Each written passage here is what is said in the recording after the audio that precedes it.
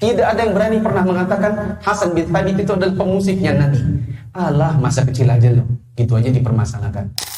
Ustadz, ada lagi yang kasus lagi viral. Kayaknya saya yang bikin keributan. Intinya seperti ini, Pak.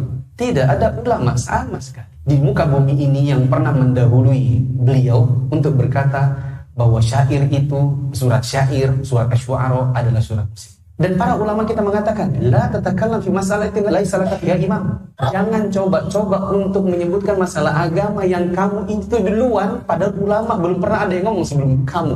Kecuali kamu merasa dirimu pintar. Maka jangan sekali-kali membuat fatwa-fatwa yang para ulama dari dahulu takut untuk mengucapkannya. Bapak-bapak pernah dengar bagaimana Abu Bakar ditanya tentang sebagian masalah agama, lalu dikatakan oleh Abu Bakar, saya nggak tahu. Lalu ada yang bilang, kamu ini sahabat Nabi, kok sahabat Nabi serba nggak tahu? Maka apa kata Abu Bakar? Ayu sama'in tudhilluni wa ayu ardin tuqilluni an aqula 'ala Allahi ma la a'lam. Langit mana yang mau menaungiku, bumi mana yang mau kupijak, kalau aku berbicara tentang agama Allah, sesuatu yang aku tidak tahu. Kita ini dalam masalah agama, kalau tidak tahu itu tidak boleh bikin sendiri. Tidak ada ulama satupun yang mengatakan surat Asy-Syu'ara itu sama dengan pemusik. Tidak ada yang berani pernah mengatakan Hasan bin Thabit itu adalah pemusiknya Nabi. Bagaimana bisa Nabi SAW menghadirkan satu orang dalam masjid sebagai pemusik, sementara suatu hari Nabi lewat, ada orang bermain musik, Nabi tutup kuping. Bertentangan hadisnya, Nabi tutup kuping karena dengar, kok Nabi juga bikin bawa pemusik masuk dalam masjid? Mungkinkah? Yang ketiga, Bapak tahu keyboard? Tahu dong. Piano, gitar, itu apa namanya? Kalau ada yang bilang itu alat syair, maka dia harus balik SD lagi. Itu di SD pelajaran kesenian dinamakan, digolongkan alat-alat musik. Apa Anda harus balik SD lagi untuk bisa membedakan mana syair mana musik? Syair di zaman dahulu itu alatnya adalah kertas dan pena, di mana orang mencoba untuk merangkai kata yang di belakangnya ada rima. Misalnya dibikin rimanya belakangnya an.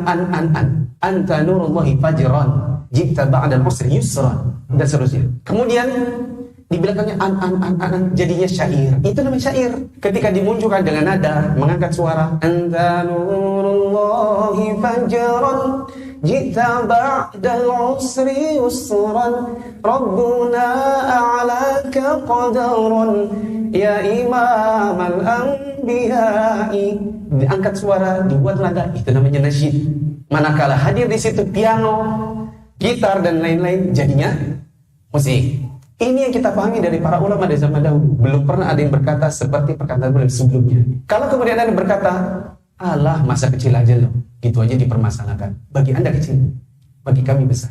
Kenapa bagi kami besar? Karena ada banyak kemaksiatan yang ada di kalangan kaum muslimin, itu sangat enak dikerjakan kalau ada musik. Orang di mana minum khamr lebih enak kalau ada musik. Lady Companion atau LC itu kerjanya semi agak-agak kadang-kadang melacur. Itu kalau enaknya di karaoke, di diskotik. Tempat dengerin apa? Musik. Orang bikin lagu, aku sedang ingin bercinta hanya karena sama kamu. Apa yang diajak? Zina. Enaknya ngajak pakai apa? Musik. Orang bikin, ayo mari pacaran sayangku, hau. Tahun berapa itu? Lebih enak diajak orang berzina, asalkan lebih enak kalau ada musik. Mama, jangan mama sama beta. Dia kan cuma cium beta. Apa yang dilakukan? Jalan menuju perzinahan. Akan semakin enak kalau ada genjrengan gitarnya. Berapa banyak kemungkaran di kalangan kaum muslimin itu dilakukan yang lebih enak kalau ada musiknya. Mana ada murattal dijadikan di Ibnul Tista. Pas baca, murattal, gak ada. Kemudian jamaah yang dirahmati Allah, bagi kami besar. Karena penyebab gempa bumi, tadi malam ada yang kena gempa bumi, tadi malam ada yang goyang rumahnya. Di sini, saya udah keluar dari hotel sama istri saya setengah 12 malam turun ke bawah, goyang. Di antara penyebab gempa bumi apa? Alat musik. Kata Nabi SAW, saya tipikum mati, khosfun wasfun wa qalfun. Akan ada di kalangan umatku ini, wajahnya diubah, orang masuk ditelan di dalam bumi, gempa bumi, tanah longsor. Ditanya oleh sebagian sahabat Nabi, wa mata dzakir Rasulullah, itu kapan terjadi Rasulullah? Maka Nabi SAW mengatakan, idza syuribatul khamr, bila orang ramai minum khamr, dan ma'azif, orang banyak memainkan alat musik. Banyaknya orang bermain alat musik, semakin banyak lagi ketika banyak ustadz yang dengan getol menghalalkannya. Semakin banyak yang kemudian mendukung, semakin banyak yang melakukan. Katanya uang ustadz itu saja membolehkan. Kalau kita katakan, Nabi SAW berkata, sayati qaumun fi ummati yastanul hira wal harira wal khamra wal ma'azif. Akan datang sekelompok orang di kalangan umatku ini menghalalkan zina, sutra bagi laki-laki, khamr dan alat musik. Nabi bilang ada yang menghalalkan, padahal itu haram, lalu Anda menghalalkannya, maka Anda ada buktinya bahwa Nabi benar. Nabi kan bilang akan datang umat, Anda ternyata buktinya. Bagaimana tidak? Nabi kan berkata dengan wahyu, dan Anda ternyata adalah bukti kebenaran wahyu Allah turunkan kepada Anda. Makanya saya pribadi, mungkin Bapak juga ikuti yang ribut-ribut itu ya, saya lah yang bikin keributan. Karena bagi saya itu permasalahan besar. Kita mau ngajak kaum muslimin di jalan dakwah ini untuk mengajak ke mereka ngaji, membaca Al-Quran, supaya tidak melakukan perzinahan, supaya berhenti dari hal-hal yang sifatnya maksiat. Ternyata datang ustaz-ustaz yang justru ngajak orang untuk keluar, malah membenarkan yang salah, maka wajib bagi kita untuk mengingkarinya. Kalau seandainya tidak mengingkarinya, kapan umat paham kalau itu tidak boleh? Kalau ada yang berkata, tapi kan nggak bisa Kak Ustaz, 4 mata. Sudah pernah kami mau 4 mata, saya sudah datang ke sini. Kena ya. Bukan marah, pas kena tangan. Saya sudah datang ke sini. Waktu itu 2017. Saya sudah datang ke Bekasi, mau cari orangnya. Oh, nggak jadi. Sudah. Bukan kita ini tidak mau. Saya sudah datang dan saya sudah mencoba. Tapi ternyata tidak bisa. Kalau gitu lewat tulisan. Nggak bisa juga. Ya sudah, begini. Bukankah Nabi SAW pernah melakukan apa yang saya lakukan? Saya mencontoh perbuatan Nabi. Nabi itu bukan kalau ada apa-apa tuh 4 mata, 4 mata, 4 mata. Tidak selalu 4 mata. Nabi itu pernah ngomong di atas mimbar, disindir orangnya. Semua orang tahu dia. Jadi saya kalau ngomong di media sosial, itu bukan tidak pakai dalil. Siapa yang pernah kena begitu? Ada 2 orang di antaranya. Seorang sahabat namanya Ibnu Lutbiyah atau Ibnu Latabiyah.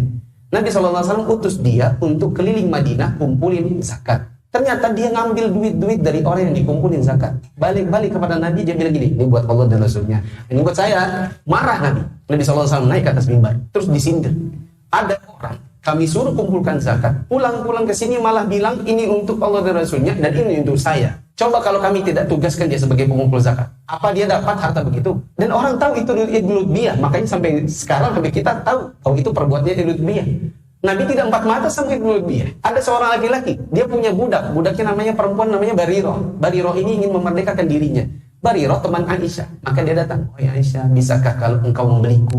Aku ingin memerdekakan diri. Maka akhirnya Aisyah mengatakan kepada Nabi, ya Rasulullah, kita merdekakan Bariroh. Ya Rasulullah, katanya si tuanya Bariroh, oke, boleh Aisyah beli. Tapi walaknya, walak itu nanti kalau Barirohnya wafat, warisannya buat dia. Itu walaknya. Tapi walaknya maunya buat si tuannya. Marah Nabi. Nabi naik ke atas mimbar, Nabi sindir. Nabi bilang, ada orang memerdekakan budaknya, terus dia bilang, tapi walaknya buatnya. Tidak bisa. Walak itu buat yang memerdekakannya.